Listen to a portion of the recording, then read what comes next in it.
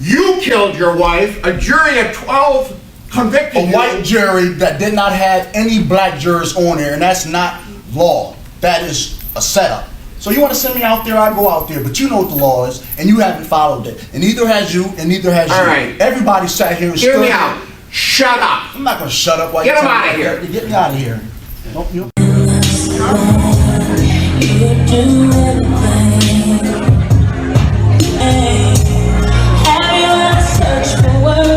We begin tonight with justice for a Buffalo family, 2 years after a woman was shot and killed in front of her children by her estranged husband. February 2nd, 2024. A Friday morning in Buffalo, New York. Kiera Hudson was doing what millions of mothers do every single day, getting her children ready for school. But this morning would be different. This morning, the danger Kiera had been warning people about for weeks was about to become horrifyingly real. Just days before, Kiera had done something desperate. She had posted a video online, showing the world exactly what she was living through. She wasn't exaggerating. She wasn't being dramatic. She was documenting the abuse, hoping anyone, would help her before it was too late. Stay tuned as we reveal everything about this case. Drop a comment and let me know what you think about this story. Welcome to our channel. Make sure to hit the subscribe button. Like and share this video to help raise awareness and spread caution. Let's begin. His conviction for the crime of murder in the second degree, that he be sentenced to an indeterminate term of imprisonment which will have a maximum of life.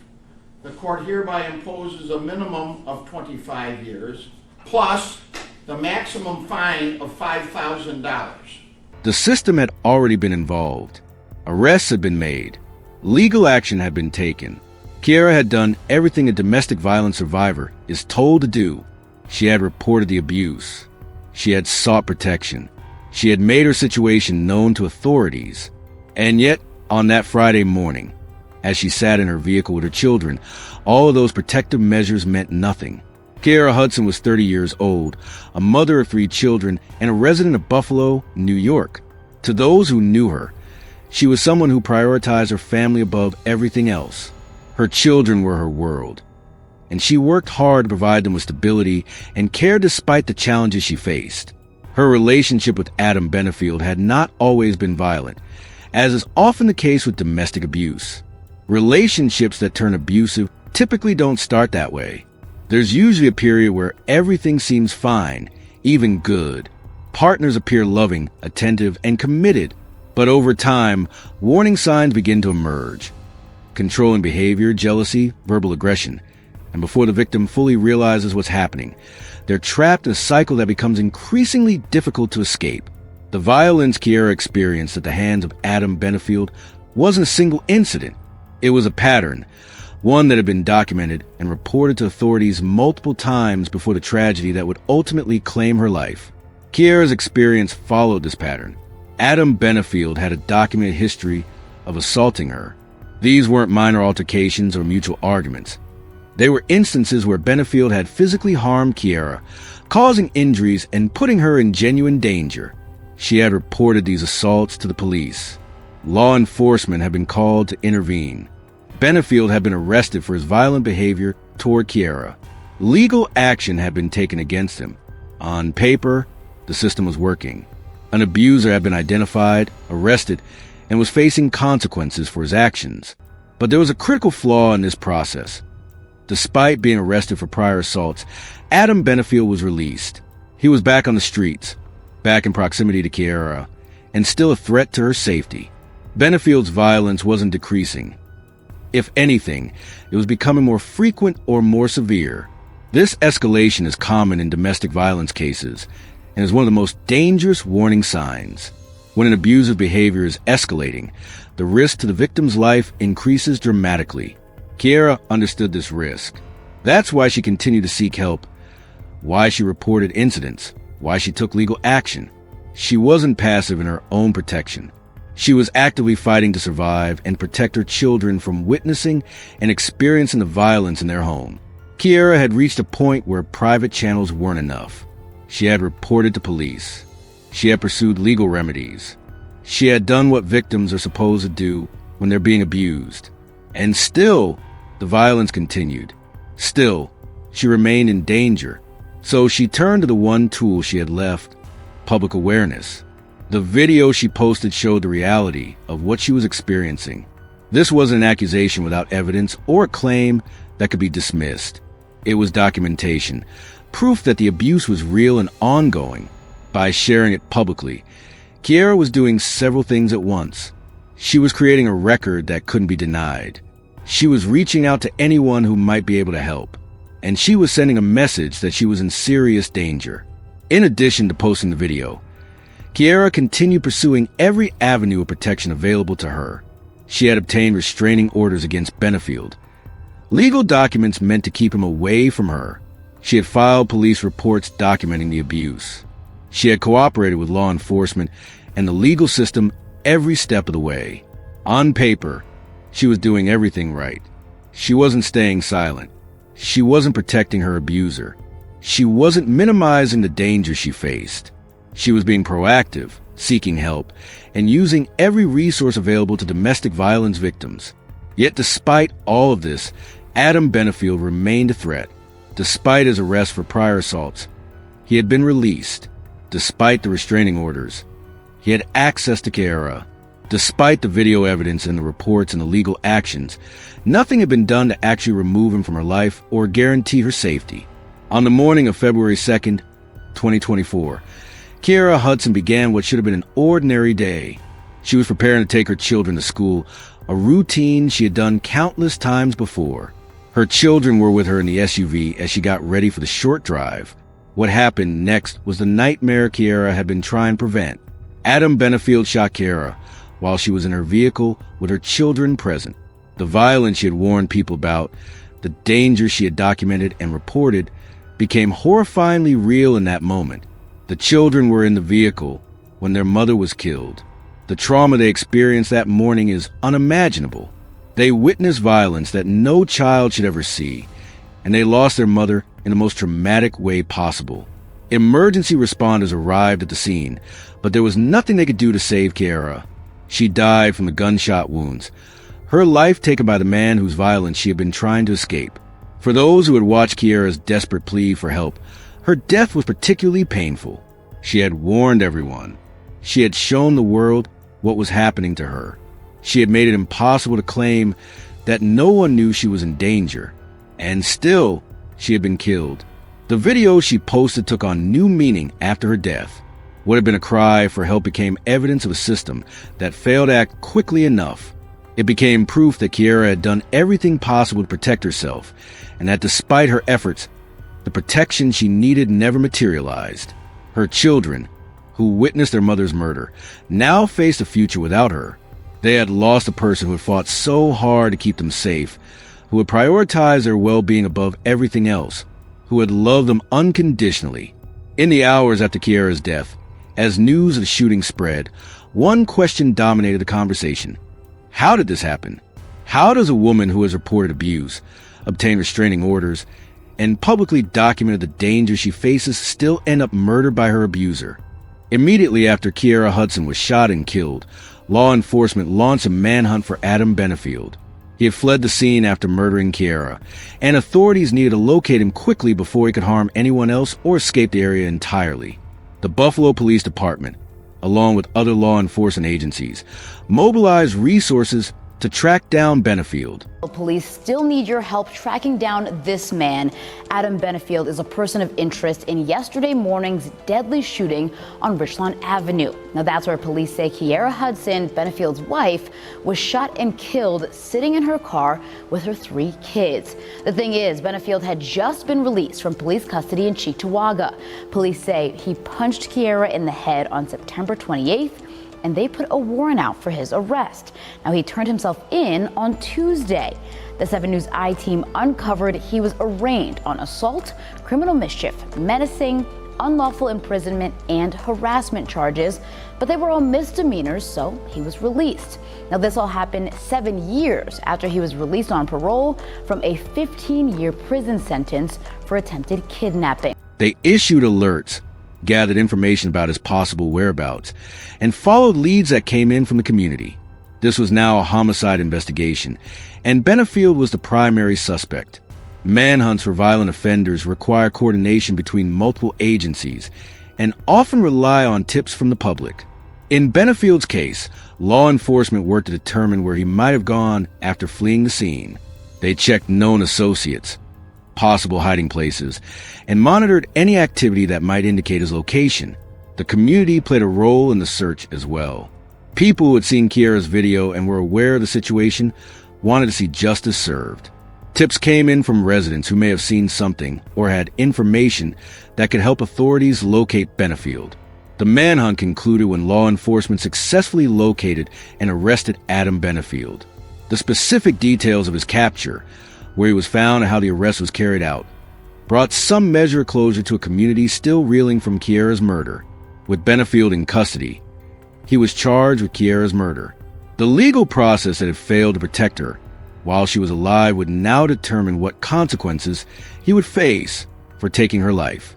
He was held accountable for the shooting that had claimed Kiera's life and traumatized her children. The arrest didn't bring Kiera back. It didn't undo the trauma her children experienced. It didn't erase the failure of the system to protect her when protection was desperately needed. But it did ensure that Benefield would face justice for his actions. The arrest marked the end of the immediate crisis, but the beginning of a longer conversation about what went wrong. How does someone with a documented history of domestic violence remain free long enough to murder their victim? What needs to change in how we respond to domestic abuse reports? And how many more Kieras will lose their lives before those changes are made? These questions will continue to be asked as Kiera's family grieved, as her children tried to make sense of losing their mother, and as the community struggled to understand how they had failed to protect someone who had begged for help. We all lost somebody special. I lost a wife, and a family, and the family that we spent time with and enjoying with, the Hudson family. As I said, I love my wife, and she's gone. And she was taken from not only them, but from all of us. Because I don't want to be here. I'm forced to be here to fight these charges.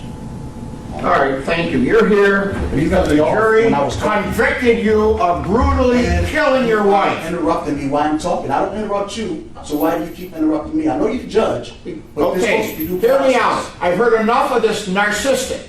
You're a narcissist, and I'm not going to put this family You're a again. narcissist because you're talking and you're going all. Shut his microphone off, and if you keep talking, I'm going to do it without you. You'll be in there. I've heard enough from you.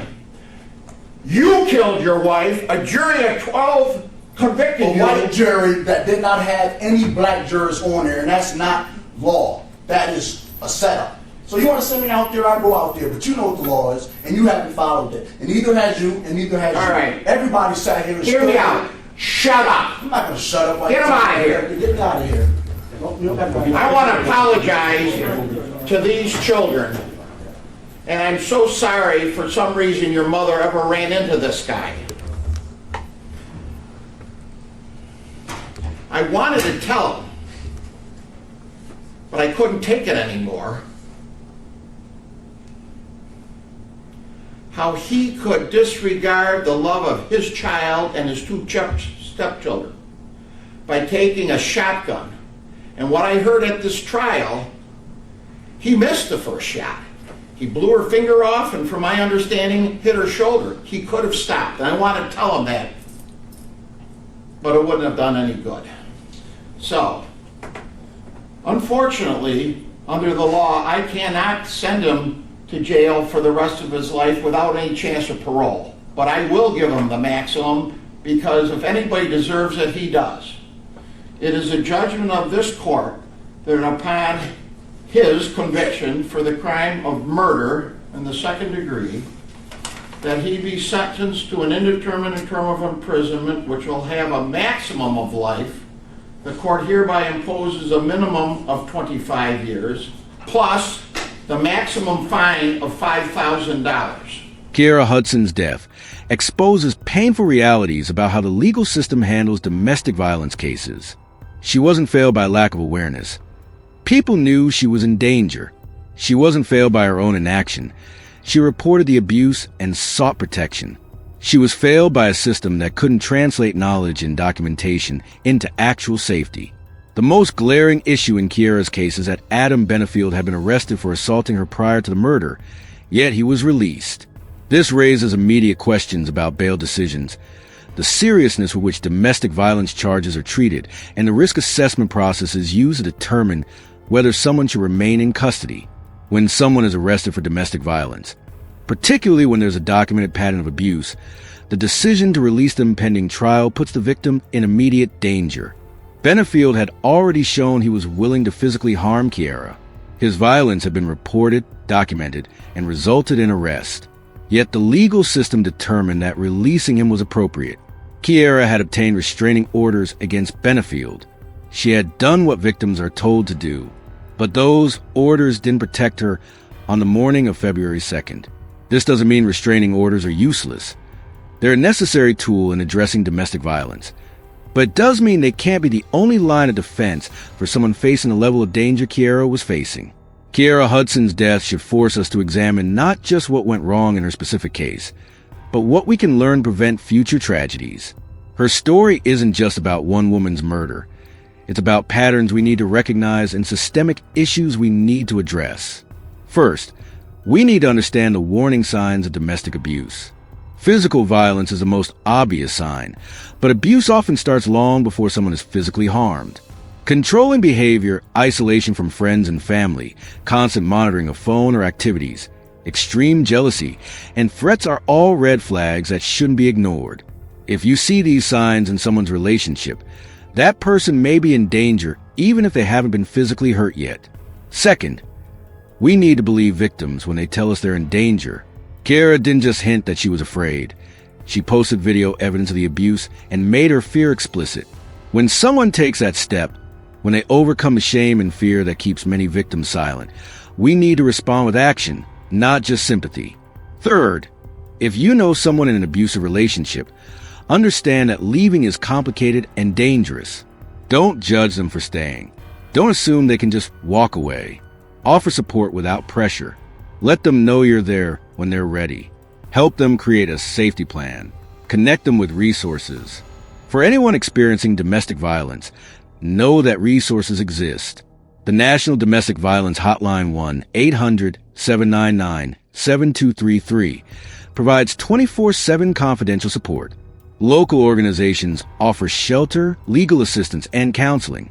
You're not alone, and what's happened to you is not your fault. Kiera Hudson was a 30-year-old mother who loved her children and fought desperately to protect them and herself from violence. She did everything we tell domestic violence victims to do. She reported, she documented, she sought legal protection, she made her danger public, and she was still murdered. Could this have been prevented? That's the question that haunts everyone who followed her case. The honest answer is yes. If Benefield had remained in custody after his prior assaults, if the restraining orders had come with more robust enforcement, if the system had responded to Kiera's pleas with the urgency her situation demanded, yes, this could have been prevented. But it wasn't. And 3 children lost their mother. A family lost their daughter. A community lost someone who deserved protection and didn't receive it. Kiera Hudson's legacy should be more than just another tragic story. It should be a catalyst for change in how we protect domestic violence victims. It should remind us that restraining orders and arrests aren't enough if the victim remains in danger. If this story moved you, please consider subscribing to stay informed about cases like these. Share this video to spread awareness about domestic violence. What's one thing you think needs to change in how we protect abuse survivors? Let's discuss in the comments below, because these conversations matter. They could save lives.